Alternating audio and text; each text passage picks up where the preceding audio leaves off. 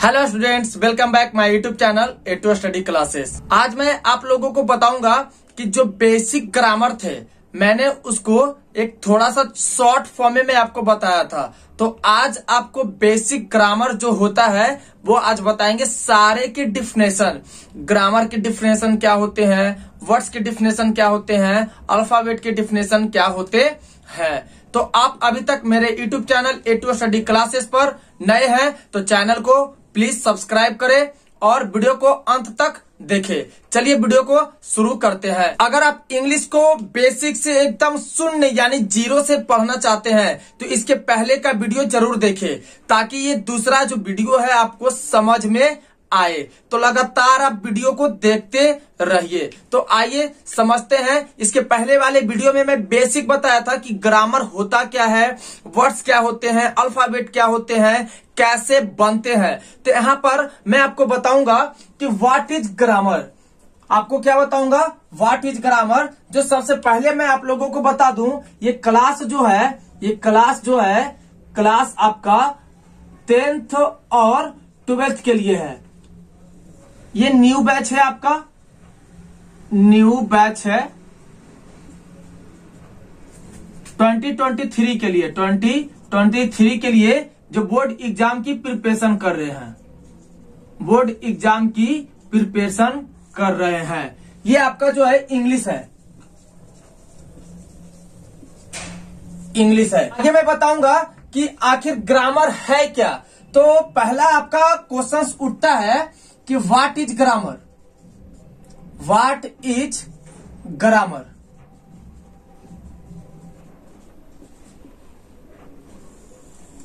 Grammar क्या है। तो मैं बताया था कि ग्रामर है वैसा शास्त्र जिसे शुद्ध शुद्ध लिखना, शुद्ध शुद्ध पढ़ना और शुद्ध शुद्ध बोलना आ जाए, वही आपका ग्रामर है यानी व्याकरण है। तो आइए इसका हम लोग डिफिनेशन समझते हैं कि क्या होता है व्हाट इज ग्रामर, उसका डिफिनेशन क्या है। एकदम बेसिक से समझिएगा, आप लोगों को हर एक पॉइंट, हर एक स्टेप बाय स्टेप आपको समझ में आ जाएगा। तो आइए समझते हैं व्हाट इज ग्रामर, उसका डिफिनेशन क्या है। आइए हम लोग समझते हैं कि ग्रामर का डिफिनेशन क्या होता है। ग्रामर का डिफिनेशन है कि grammar is a science of rules for forming words and combines them into sentences correct way. एक बार और समझिएगा कि grammar is a science of rules for forming words and combines them into sentences correct way. इसका मतलब क्या है कि व्याकरण एक ऐसा साइंस है, ऐसा विज्ञान है जो वर्ड और कोई भी सेंटेंसेस को सही तरीके से, करेक्ट वे से, व्यवस्थित तरीके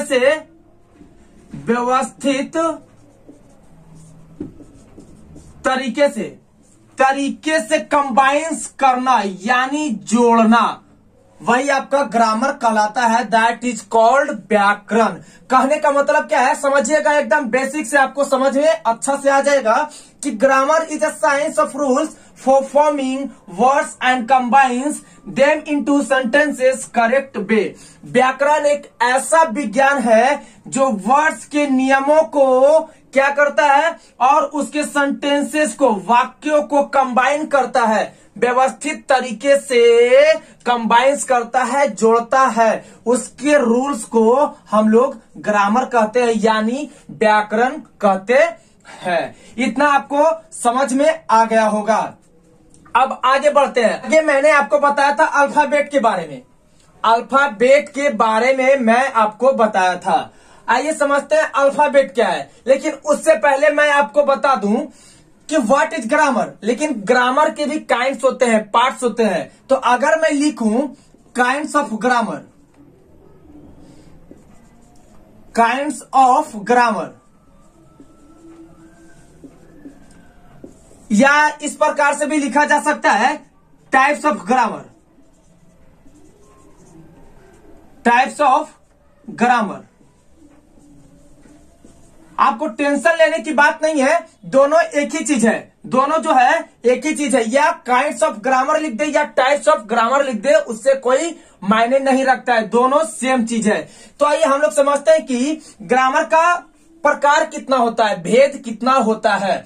आपको हिंदी और इंग्लिश दोनों साथ साथ आपको समझाते चलेंगे ताकि आपको कोई प्रॉब्लम ना हो। तो आइए समझते हैं, लिखेंगे 5 kinds of grammar. 5 kinds of grammar, ये 5 प्रकार के होते हैं। इसमें हम लोग जानेंगे कि आखिर कौन कौन से होते हैं।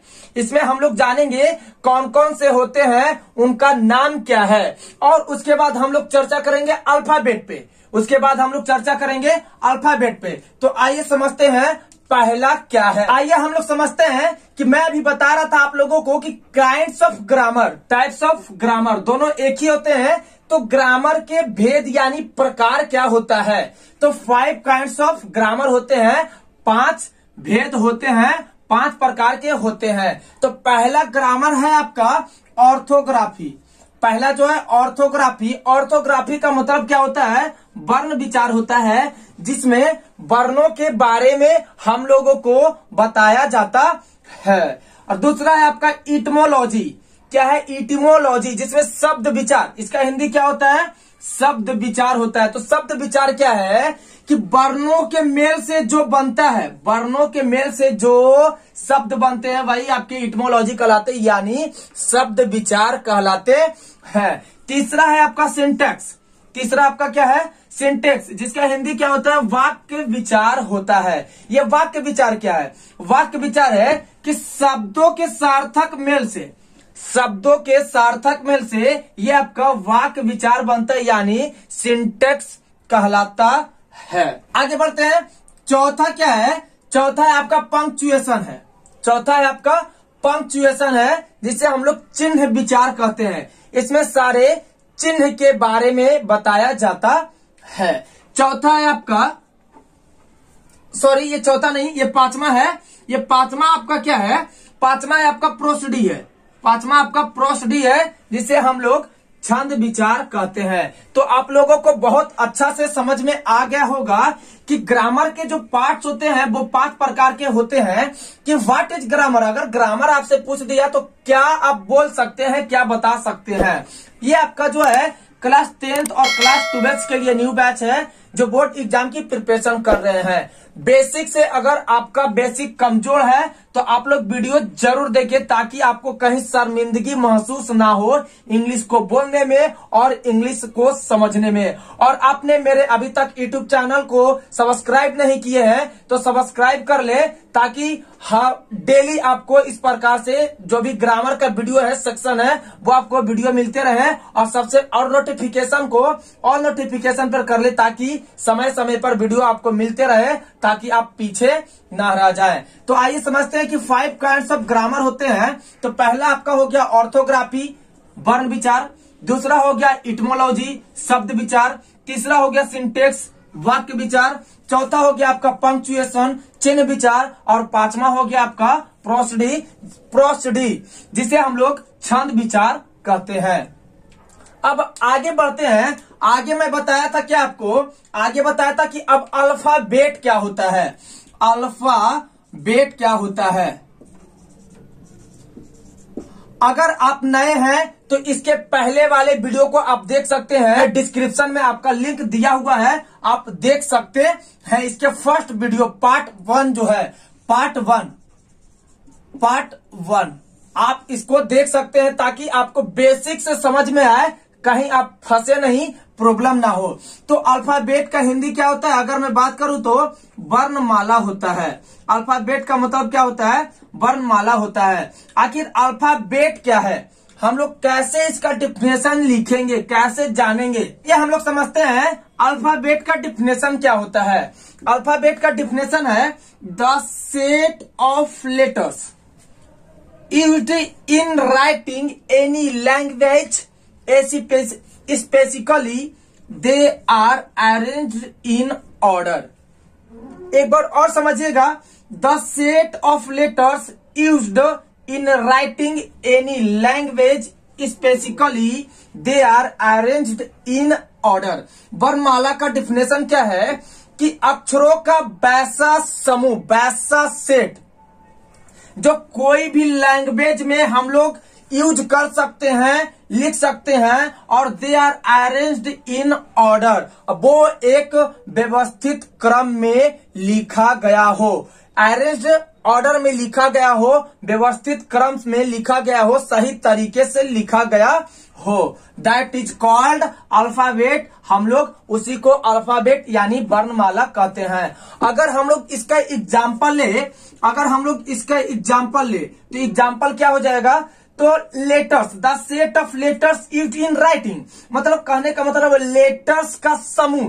तो अगर हम लोग सेट क्या बोल रहे हैं कि अरेंज ऑर्डर में होना चाहिए, तो इसका एग्जांपल अगर ले तो ABCD dot dot dot dot dot Z तक हो जाएगा। ये आपका जो है अल्फाबेट का अरेंज्ड ऑर्डर में है। अब आगे हम लोग बढ़ते हैं कि वर्ड क्या होता है, शब्द क्या होता है। आइए हम लोग वर्ड के बारे में बात कर रहे थे कि आखिर वर्ड क्या है, व्हाट इज वर्ड। अगर वर्ड लिख दे या व्हाट इज वर्ड लिख दे, सबका डिफिनेशन आपका एक ही होगा। तो आइए हम लोग समझते हैं कि वर्ड का डिफिनेशन क्या होता है। अ लेटर और अ ग्रुप ऑफ लेटर्स, समझिएगा बहुत ही बेसिक से है, कहीं आपको इंसल्ट फील नहीं होगी। आप लोग इतने अच्छे से इंग्लिश को समझने लगेंगे, बोलने लगेंगे। कोई कहते हैं ना कि इंग्लिश हमको समझ में ही नहीं आती है, यानी पाला ही नहीं पड़ता है। तो आप A2 स्टडी क्लासेस पर पढ़ कर देखिए, आपको एक एक मीनिंग का मतलब समझ में आएगा। आप बोलने के लिए सीख जाएंगे कि कैसे इंग्लिश में एक दूसरे से बात किया जाता है। और आपने अभी तक YouTube चैनल को सब्सक्राइब नहीं किया है तो सब्सक्राइब करना ना भूले। आइए आगे बढ़ते हैं। अ लेटर और a group of letters which gives a complete meaning or sense is called word। कहने का मतलब क्या है कि एक a letter और a group of letters यानी वर्णों का समूह या एक वर्ण या वर्णों का समूह जो हम लोगों को क्या देता है, कंप्लीट मीनिंग देता है, यानी पूरा अर्थ देता है। कहने का मतलब क्या है कि कंप्लीट मीनिंग और सेंस का मतलब है पूरा अपना अर्थ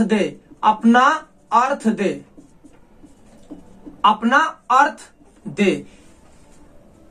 वर्णों का समूह या एक वर्ण, अगर हम कोई भी चीज को लिखते हैं तो हम लोगों को पता कैसे चलेगा कि आखिर वो वर्ड ही लिखा हुआ है। तो वर्ड का कहने का मतलब क्या है कि वो कंप्लीट मीनिंग दे और अपना पूरा सेंस दे, यानी पूरा वो अपना अर्थ दे, वही आपका शब्द कहलाता है। जैसे अगर एग्जाम्पल की बात किया जाए, अगर मैंने बुक लिखा तो ये बुक क्या है, बुक आपका एक वर्ड है, बुक आपका क्या है, वर्ड है। लेकिन अगर यहाँ पे बात किया जाए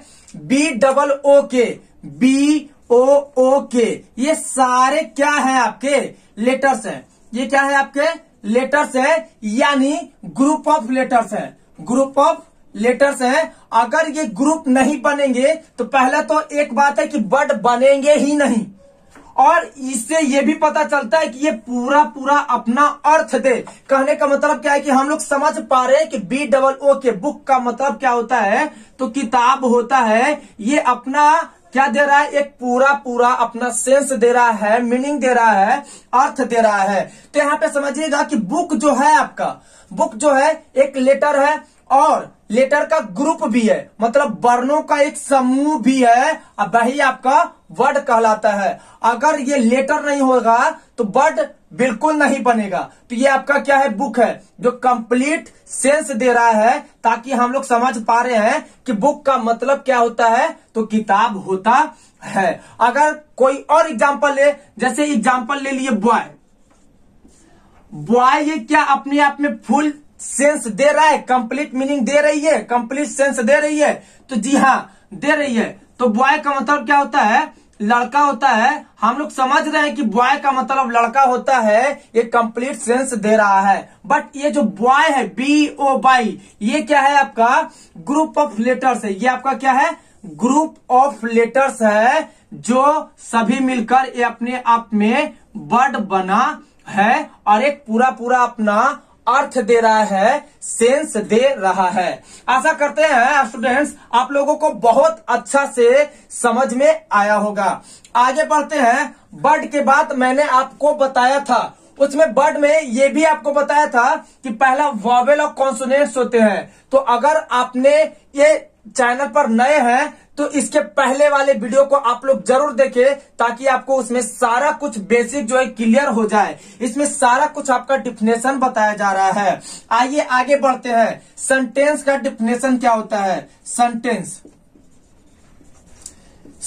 का मतलब क्या होता है? वाक्य होता है। अगर आपको कहीं प्रॉब्लम हो रही है तो आप कमेंट सेक्शन में कमेंट जरूर करें ताकि मैं आपको पूरी हेल्प करूं कि कहीं पे आपको अगर प्रॉब्लम हो रही है तो मैं उसको बताऊंगा, आपको और अच्छा से क्लियर कर दूंगा, बता दूंगा। तो आइए आगे बढ़ते हैं। सेंटेंस क्या होता है? तो सेंटेंस का मतलब क्या होता है? वाक्य होता है। तो सेंटेंस का डिफिनेशन क्या है समझते हैं आगे। आइए आगे बढ़ते हैं। सेंटेंस के बारे में बात कर रहे थे कि सेंटेंस क्या होता है। आइए उसका डिफिनेशन जानते हैं कि a sentence is a word or group of words that express a statement, command, question, exclamation and wish. कहने का मतलब क्या है कि a sentence is a word or group of words that express a statement, command, question, exclamation and wish। इसका मतलब क्या होता है कि शब्दों का वैसा समूह या एक शब्द या शब्दों का वैसा समूह जिससे स्टेटमेंट का मतलब क्या होता है? कथन होता है। कमांड का मतलब आदेश होता है। क्वेश्चंस का मतलब प्रश्न होता है और एक्सक्लेमेशन का मतलब विस्मय और इच्छा का बोध हो, वही आपका सेंटेंस कहलाता है। मतलब कहने का मतलब है कि शब्दों का वैसा समूह जिससे कथन, आदेश, प्रश्न, विस्मय और इच्छा का बोध हो, दैट इज कॉल्ड सेंटेंस, यानी वही आपका वाक्य कहलाता है। अगर एग्जाम्पल लिया जाए, एग्जाम्पल के तौर पर जैसे हम लोग लिख लिए बी हेल्प द पुअर, यानी हम लोग गरीब की मदद करते हैं, हम लोग गरीबों की मदद करते हैं। तो यहाँ पे देखिएगा वर्ड्स ऑफ ग्रुप कहने का मतलब ये बी अपने आप में एक पूरा क्या दे रहा है? सेंस दे रहा है, अर्थ दे रहा है। यहाँ पे ये बात समझिएगा, ये भी जो सेंटेंस है आपका वर्ड से रिलेटेड ही है, वर्ड से सेंटेंस रिलेटेड है, यानी एक दूसरे से सारे रिलेटेड है। आपके जो अल्फाबेट थे, वर्ड थे, सेंटेंस थे, ग्रामर थे, सारे के सारे ग्रामर जो है एक दूसरे से रिलेटेड है, कनेक्ट है। तो वर्ड क्या था? Group of letters. यहाँ पर सेंटेंस का मतलब क्या है? Word or group of words, यानी का मतलब क्या होता है? शब्दों का समूह।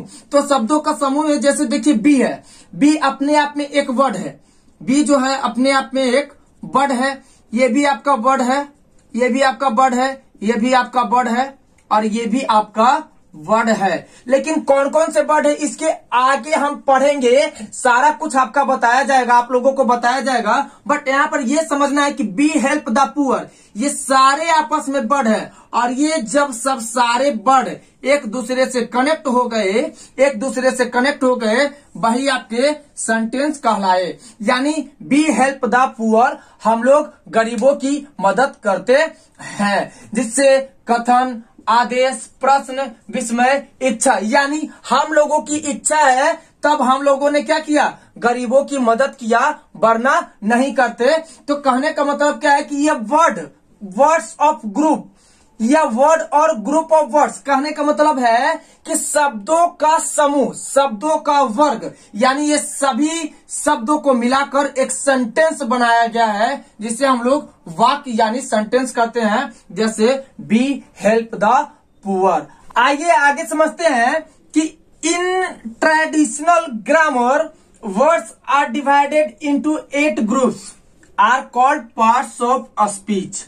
In traditional grammar, words are divided into 8 groups are called parts of speech. कहने का मतलब है कि परंपरागत व्याकरण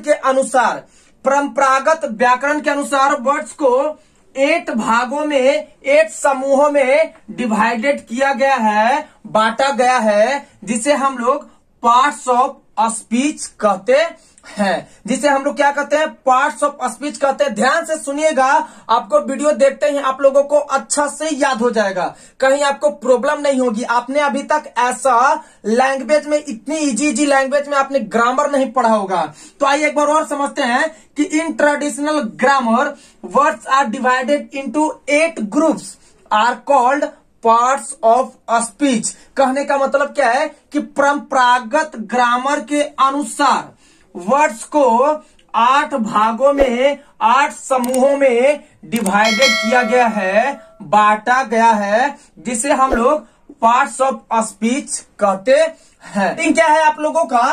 पार्ट्स ऑफ स्पीच। आपका हेडिंग क्या है? पार्ट्स ऑफ स्पीच है। पार्ट्स ऑफ स्पीच हम लोग हेडिंग देंगे।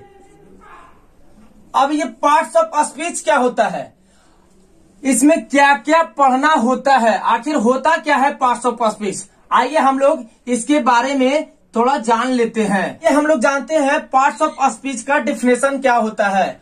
पार्ट्स ऑफ स्पीच का मतलब होता है, पहले समझ लेते हैं, शब्द भेद होता है।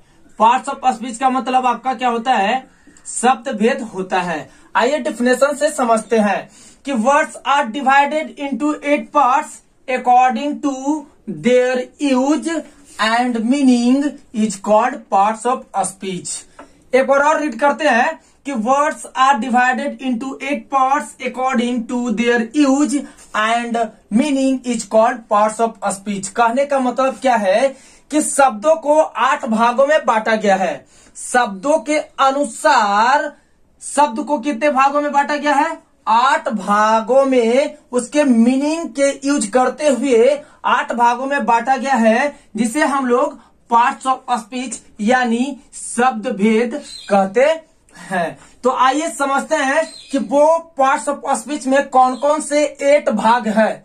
हम लोग समझते हैं क्या क्या होता है। हम लोग 8 काइंड्स ऑफ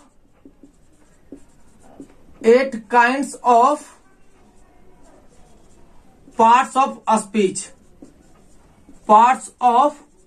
स्पीच यानी 8 भाग होते हैं पार्ट्स ऑफ स्पीच के। अब इसमें हम लोग जानेंगे कि वो 8 पार्ट कौन कौन से होते हैं। ये जो भी चीज है एकदम बेसिक से है, आप लोगों को पूरा समझ में आएगा। और आपने अभी तक मेरे YouTube चैनल को सब्सक्राइब नहीं किए हैं तो सब्सक्राइब कर ले, ताकि इस प्रकार के डेली आपको वीडियो मिलते रहे, और ऑल नोटिफिकेशन पर कर ले, ताकि आप वीडियो को देखने से पीछे ना रह जाए। और नोटिफिकेशन करने से क्या होता है कि आपको सबसे पहले वीडियो जब भी अपलोड होगा तो सबसे पहले आपको मिल जाएगा। तो आप लोग बेसिक से इंग्लिश को पढ़े और चैनल को सब्सक्राइब करें, अपने दोस्तों के पास शेयर करें, ताकि जो जिनको इंग्लिश से नाता नहीं है दूर दूर तक, वो भी इंग्लिश को अच्छे से पढ़े, एकदम जीरो से पढ़े, ताकि उनको इंग्लिश समझने में आए, बोलने में आए, ताकि शर्मिंदगी उनको किसी के सामने महसूस ना हो। तो आइए 8 पार्ट कौन कौन से हैं हम लोग समझते हैं। तो पहला आपका है नाउन है। पहला आपका क्या है? नाउन। एकदम बेसिक से, एकदम जीरो से है, आपको समझ में आ जाएगा। बूढ़े क्या बच्चे को समझ में आ जाएगा और इंग्लिश बोलने लगेंगे। तो नाउन का मतलब क्या होता है? संज्ञा होता है। नाउन का मतलब क्या होता है? संज्ञा होता है। पहला हो गया नाउन, संज्ञा। दूसरा क्या होता है? दूसरा होता है प्रोनाउन। प्रोनाउन जिसे हम लोग सर्वनाम कहते हैं। तीसरा हो गया आपका एडजेक्टिव हो गया, जिसे हम लोग विशेषण कहते हैं। जिसे हम लोग क्या कहते हैं? विशेषण कहते हैं। तीसरा हो गया एडजेक्टिव। चौथा हो गया आपका वर्ब हो गया, जिसे हम लोग क्रिया कहते हैं।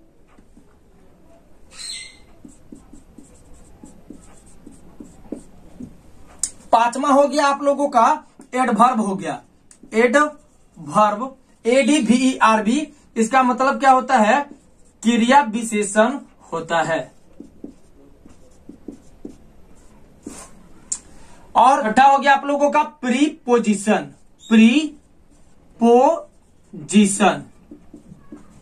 हम लोग प्रीपोजिशन जिसे हम लोग संबंध बोधक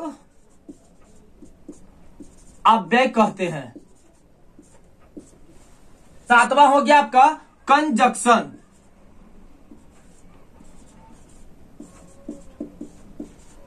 सातवां हो गया आपका कंजक्शन जिसका मतलब क्या होता है, संयोजक होता है। और आपका लास्ट हो गया आठवां इंटरजेक्शन।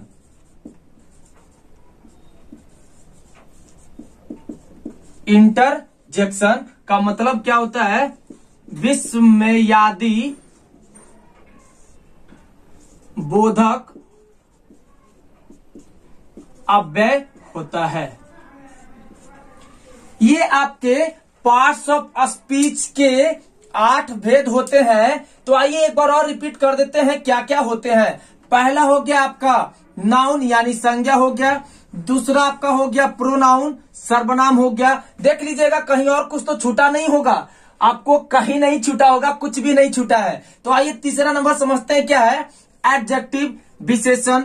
चौथा वर्ब क्रिया। पांचवा आपका एडवर्ब क्रिया विशेषण।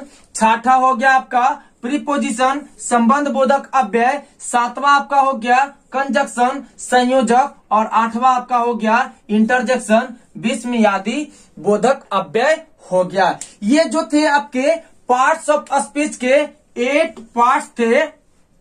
अब इसमें हम सारे को एक एक पार्ट कर डिफाइन कर बताएंगे कि आखिर नाउन क्या होता है, व्हाट इज नाउन, प्रोनाउन क्या होता है, व्हाट इज प्रोनाउन, एडजेक्टिव क्या होता है, what is adjective, what is verb, what is adverb, what is preposition, conjunction, interjection. सारे को एक एक अलग अलग पार्ट कर हम बताएंगे। इस सारा का डिफिनेशन कल अगले वीडियो में मैं आपको लेकर आऊंगा। आशा करते हैं स्टूडेंट्स आप लोगों को बहुत अच्छा से समझ में आया होगा। ये जो है आपका पार्ट्स ऑफ स्पीच, ये जो एकदम से है, एकदम जिसको कह सकते हैं आप लोग बेसिक से, क्या कह सकते हैं, बेसिक से कह सकते हैं। आपको कहीं भी प्रॉब्लम होती है, समस्या होती है तो नीचे कमेंट बॉक्स से कमेंट करना ना भूले। यह वीडियो आपको कैसा लगा कमेंट करें और अपने दोस्तों के पास ज्यादा से ज्यादा शेयर करें। वो भी है आपका क्या न्यू बैच है 2023 के लिए जो बोर्ड एग्जाम की प्रिपरेशन कर रहे हैं। क्लास 10 और 12th के लिए है इंग्लिश ग्रामर, एकदम शून्य से है ताकि बच्चे को समझ में आ जाएगा। और आप अभी तक मेरे चैनल को सब्सक्राइब नहीं किए हैं तो सब्सक्राइब कर ले। लोगों ने सपोर्ट किया है तब मैं आगे धीरे धीरे बढ़ता जा रहा हूं, बस आप लोगों की सपोर्ट की जरूरत है। तो सब्सक्राइब करें, अपने दोस्तों के पास ज्यादा से ज्यादा करें और यह वीडियो कैसा लगा कमेंट कर जरूर बताएं। तो मैं अगले वीडियो में आपको बताऊंगा ये सारे का डिफिनेशन, ये जो पार्ट्स है पार्ट्स ऑफ स्पीच के 8 पार्ट्स हैं, इस सारे का डिफिनेशन पार्ट बाय पार्ट कर बताऊंगा। तो मिलते हैं फ्रेंड्स आपको अगले वीडियो में, नेक्स्ट वीडियो में। बाय, टेक केयर, घर में सुरक्षित रहे, सेफ रहे, अच्छे से पढ़ते रहे।